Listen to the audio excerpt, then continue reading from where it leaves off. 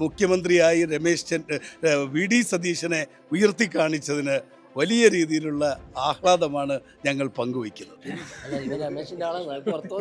പിന്നെ വൈകിയതുമായി ബന്ധപ്പെട്ട് ഒരു ജനാധിപത്യ പാർട്ടിയുടെ ജനാധിപത്യ പ്രക്രിയ എന്താണ് എന്ന് കേരളത്തിന് കാണിച്ചു കൊടുത്താണ്.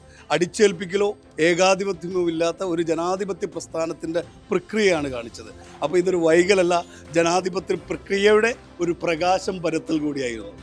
വൈകി വന്ന ലേറ്റസ്റ്റായി വരും എന്നുള്ളൊരു അതുകൊണ്ട് ഈ വൈകി വന്നത് വളരെ നല്ല തീരുമാനമാണ്. ഹൈക്കമാൻഡിൻ്റെ എല്ലാവിധ അഭിനന്ദനങ്ങളും. വി ഡി സതീശൻ മുഖ്യമന്ത്രിയായി ചുമതലയേൽക്കും എന്ന വാർത്ത വന്നതിന് പിന്നാലെ വലിയ സന്തോഷത്തിലാണ് ഒമാനിലെ പ്രവാസികൾ. എൻ്റെ കൂടെയുള്ളത് ഒമാനിലെ UDF പ്രതിനിധികളാണ്. തീർച്ചയായിട്ടും കേരളത്തിന്, മതേതര കേരളത്തിൻ്റെ സർക്കാരിന് നേതൃത്വം കൊടുക്കാൻ ഏറ്റവും ആപ്റ്റായിട്ടുള്ള ആളാണ് വി ഡി സതീശൻ.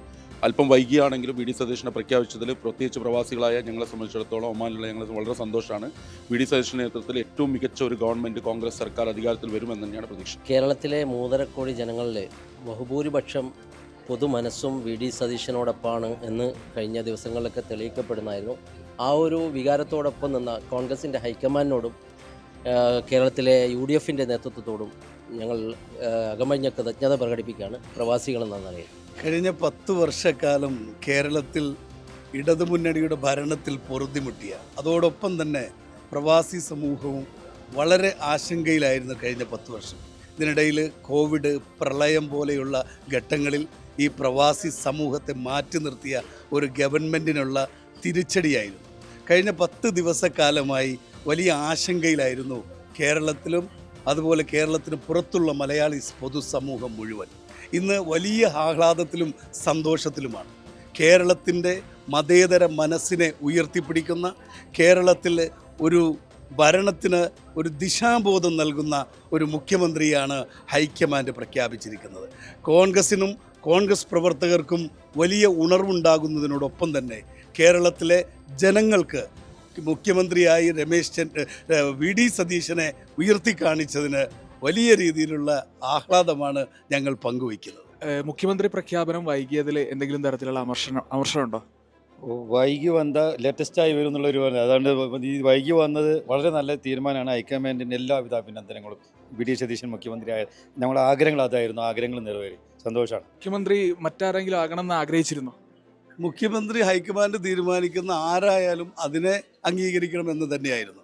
പിന്നെ വൈകിയതുമായി ബന്ധപ്പെട്ട് ഒരു ജനാധിപത്യ പാർട്ടിയുടെ ജനാധിപത്യ പ്രക്രിയ എന്താണ് എന്ന് കേരളത്തിന് കാണിച്ചു കൊടുത്താണ്. അടിച്ചേൽപ്പിക്കലോ ഏകാധിപത്യമോ ഇല്ലാത്ത ഒരു ജനാധിപത്യ പ്രസ്ഥാനത്തിൻ്റെ പ്രക്രിയയാണ് കാണിച്ചത്. MLA-മാരുടെ കൗണ്ടിങ് നടത്തി, അത് കഴിഞ്ഞ് നിരീക്ഷകർ വന്നു, ഘടകകക്ഷികളോട് അഭിപ്രായം ചോദിച്ചു.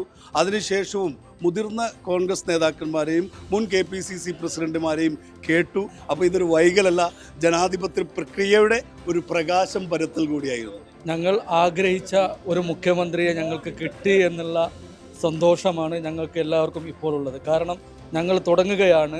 ഞങ്ങൾ ഇന്ന് വൈകുന്നേരത്തോടു കൂടി ഇതിൻ്റെ ആഘോഷ പരിപാടികൾ, പ്രത്യേകിച്ച് ഒമാൻ്റെ വിവിധ ഭാഗങ്ങളിൽ UDFൻ്റെ മുഖ്യമന്ത്രിയായി തിരഞ്ഞെടുക്കപ്പെട്ട വി ഡി സതീശൻ്റെ ഒരു പ്രഖ്യാപനത്തിന് വേണ്ടി ഞങ്ങൾ ഏവരും കാത്തു നിൽക്കുകയായിരുന്നു. കേരളത്തിൽ കഴിഞ്ഞ ദിവസങ്ങളിലുണ്ടായ ചർച്ചകൾ, വിവാദങ്ങൾ, അതിൽ നിന്നൊക്കെ നമുക്ക് മനസ്സിലാക്കാൻ സാധിക്കുന്നത് ജനങ്ങളാണെല്ലാം. വി ഡി സതീശന് എല്ലാ രാഷ്ട്രീയ, ജാതി, മത വ്യത്യാസമന്യേ രാഷ്ട്രീയത്തിന് അതീതമായിട്ട് എല്ലാ ജനങ്ങളും നെഞ്ചോട് ചേർത്ത് ഒന്നായി തെരഞ്ഞെടുത്ത ഒരു മുഖ്യമന്ത്രിയാണ് വി ഡി സതീശൻ. എല്ലാവിധ ആശംസകളും. ഏതായാലും കേരളത്തിൻ്റെ ജനവികാരം മാനിച്ചുകൊണ്ടുള്ള ഒരു പ്രഖ്യാപനമാണ് ഹൈക്കമാൻഡിൻ്റെ ഭാഗത്തു നിന്നുണ്ടായത് എന്നുള്ള സന്തോഷത്തിലാണ് ഒമാനിലെ പ്രവാസികളുള്ളത്. ക്യാമറ പേഴ്സൺ അലി കുട്ടായിക്കൊപ്പം അഫ്സൽ ഹുസൈൻ, ഗൾഫ് മാധ്യമം, മസ്കത്ത്.